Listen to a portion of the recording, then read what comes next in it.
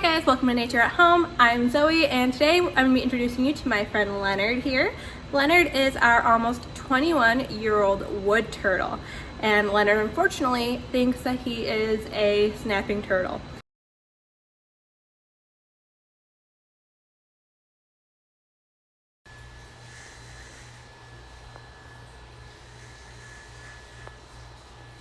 Sometimes he forgets that he's actually a wood turtle. So we need to be quite careful when handling him because sometimes he'll snap at our fingers for fun. And that does hurt. He is the only turtle that has ever bitten me, so I can confirm that it does in fact hurt to be bitten by a wood turtle. Wood turtles get their name because their shells look just like wood. This helps them to camouflage as they move around the forest floor. They are quite easy to distinguish from other turtles due to the bright orange, yellow, or orangish red coloring of their underside. These turtles reach anywhere between 6 and 10 inches in length and can live for about 50 to 60 years on average. Wood turtles are most commonly found in the northeastern United States, the Great Lakes region, and southern parts of Canada. These turtles can be found near moving water, such as streams, creeks, or rivers.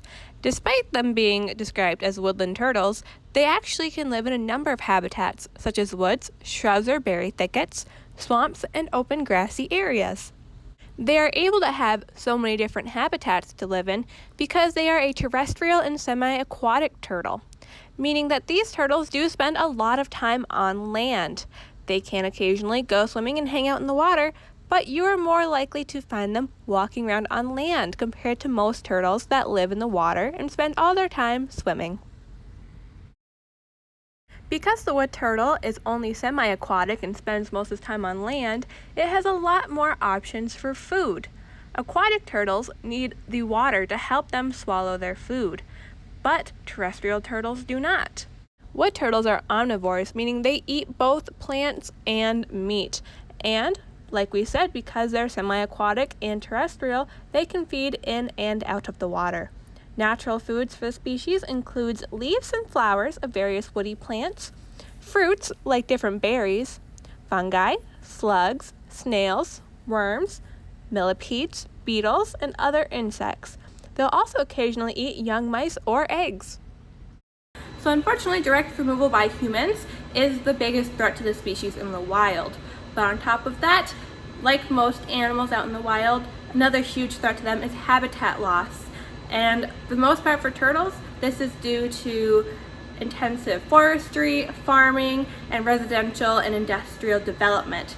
So unfortunately, because of all of these human impacts on top of having to face their natural predators like raccoons in the wild, they are listed as a vulnerable species. So they're not quite endangered, however, they could become endangered in the near future. So wood turtles are unusually intelligent for turtles, and a good example of their intelligence out in the wild would be something they do called a rain dance.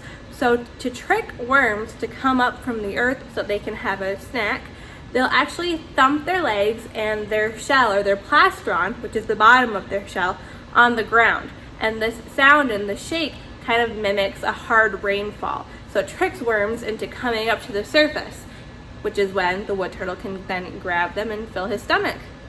So wood turtle intelligence has commonly been compared to that of a rat. So wood turtle, they say, and scientists have done tests, they say that wood turtles are just as capable of doing mazes as rats are. So we're going to put Leonard to the test. So we set up a maze today with some special treats at the end for him, and we're going to see how long it takes him to solve it. And then we're going to do it again to see how quickly he solves it a second time. And then we're going to come back tomorrow morning and try it for a third time to see how quickly he can do it after not doing it overnight. So here we have our maze, and Leonard has not done this maze, he has not seen this maze, so it's completely new for him. So he's going to start right over here, and right over here at the ending we have some blueberries and mealworms. So his goal is to find that ending with the blueberries and mealworms. So we're going to time him and see how long it takes him to complete this maze. Now we asked you guys on Facebook and Instagram to submit some guesses as to how long it will take Leonard to complete this maze. So once it is completed and he has done all 3 rounds, we'll see who had the closest guess in time. So we're going to go ahead and get Leonard, and start the race, or start the maze, I should say. All right, here we go. On your mark, get set, go.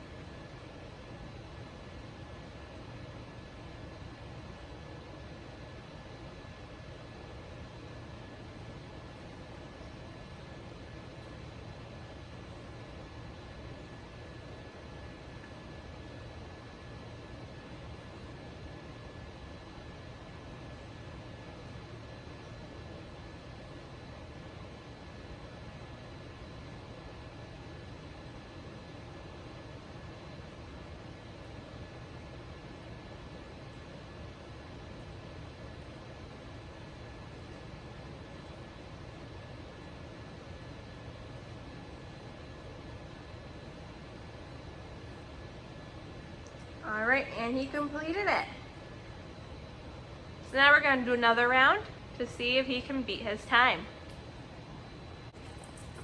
On your mark, get set, go.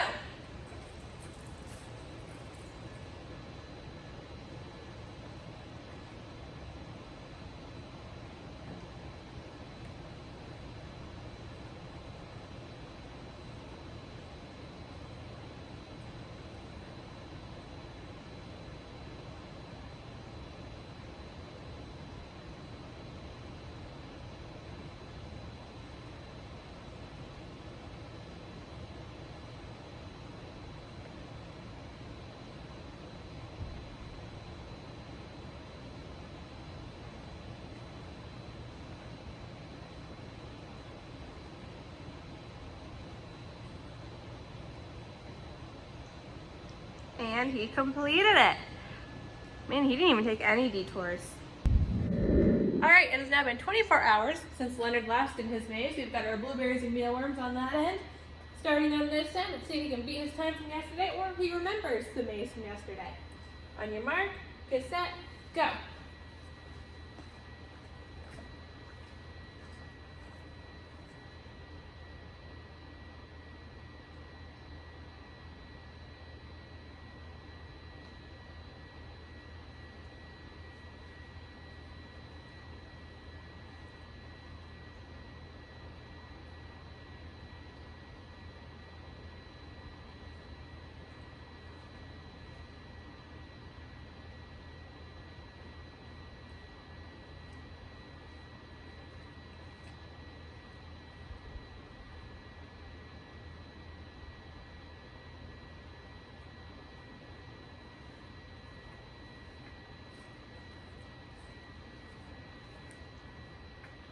All right, he remembered it.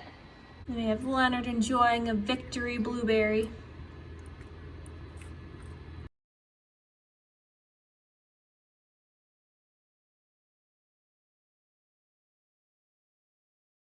All right, guys, thank you guys for joining us for Leonard's maze today. Congratulations to everyone who guessed closely for how quickly Leonard would be able to complete his maze. And a special thank you to the New York State Power Authority for funding the Nature Center and all of our programs. Make sure to check us out on Facebook at 1 p.m. tomorrow for tomorrow's videos. A schedule of videos can be found on our Facebook page. And don't forget to check out our daily links and downloads on Facebook as well. And don't forget to check out our new Instagram page. We post lots of pictures there and updates as well. Bye guys, we'll see you tomorrow.